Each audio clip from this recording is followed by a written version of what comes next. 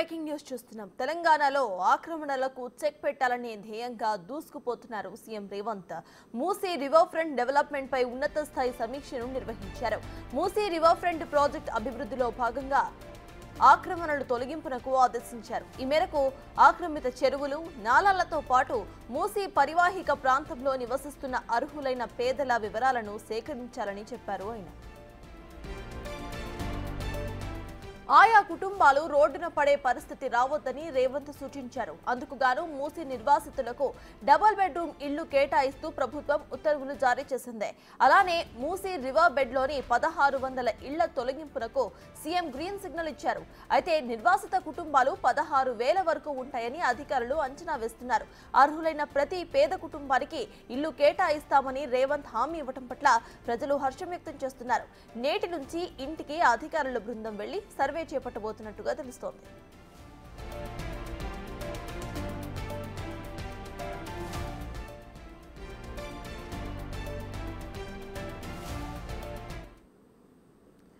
Musi river front clearance లో భాగంగా ఇటు 16,000 వరకు కుటుంబాలు బయటకు రాబోతున్నాయి, ఇల్లు కూలిపోబోతున్నాయి. ప్రజెంట్ ఇదే అంశంపై పూర్తి డీటెయిల్స్ మా ఇన్పుట్ ఎడిటర్ పవన్ అందిస్తారు.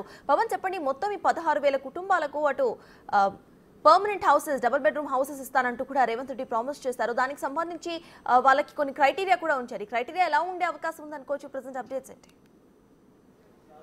సర్తాజ్, హైదరాబాద్, రంగారెడ్డి, మేడ్చల్ కలెక్టర్లు తన అధికారుల బృందంతో ఈ రోజు నుంచి సర్వే ప్రారంభించబోతున్నారు.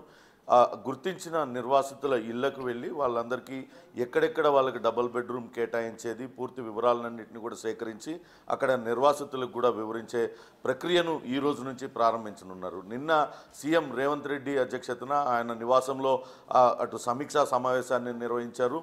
అటు మూసీ సుందరీకరణ ప్రాజెక్టుని ఏ రకంగా ముందుకు తీసుకెళ్లాలి, అట్లనే మూసీ పరివాహక ప్రాంతంలో ఆక్రమణల తొలగింపు పైన ప్రధానంగా చర్చ జరిగింది. దీనిపైన వెంటనే ఆ తొలగింపు ప్రక్రియను వేగవంతం చేయాలంటూ సూచించారు. ఇప్పటిదాకా చేసిన సర్వేలో దాదాపుగా 10,200 మంది అటు మూసీ రివర్ బెడ్లో ఆక్రమించుకొని నివాసం ఉంటున్నట్లుగా అధికారులు గుర్తించారు. దానికి సంబంధించిన నివేదికను ముఖ్యమంత్రి రేవంత్ రెడ్డికి ఇచ్చారు.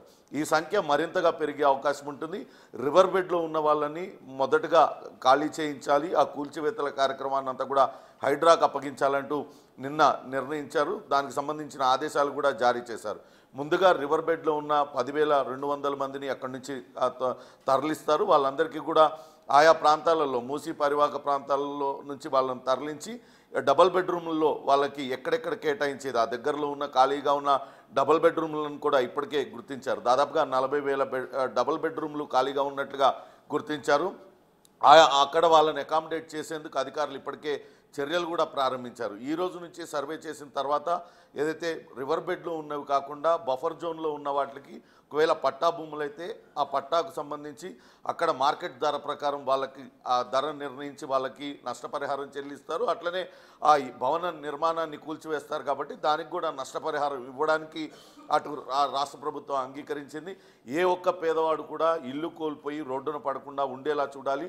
ముందుగా వాళ్ళకి ఇల్లు అటు డబుల్ బెడ్రూమ్ ఇళ్ళు ఇచ్చిన తర్వాత వాళ్ళకి అందించిన తర్వాత ఈ కూల్చివేతలన్నీ కూడా ప్రారంభించాలంటూ చెప్పారు. ఈ రోజు నుంచి 3 జిల్లాల కలెక్టర్లు అధికారులతో ఇంటింటికి తిరిగి మూసీ పరివాహక ప్రాంతాలలో ఆక్రమణలో ఉన్న ఇంటింటికి తిరిగి సర్వే నిర్వహించి వాళ్ళకి ఎక్కడ కేటాయించేది డబుల్ బెడ్రూమ్లు వాళ్ళకి చెప్పిన తర్వాత అటు వాళ్ళని అక్కడి నుంచి ఖాళీ చేయించే ప్రక్రియను వేగవంతం చేయనున్నారు.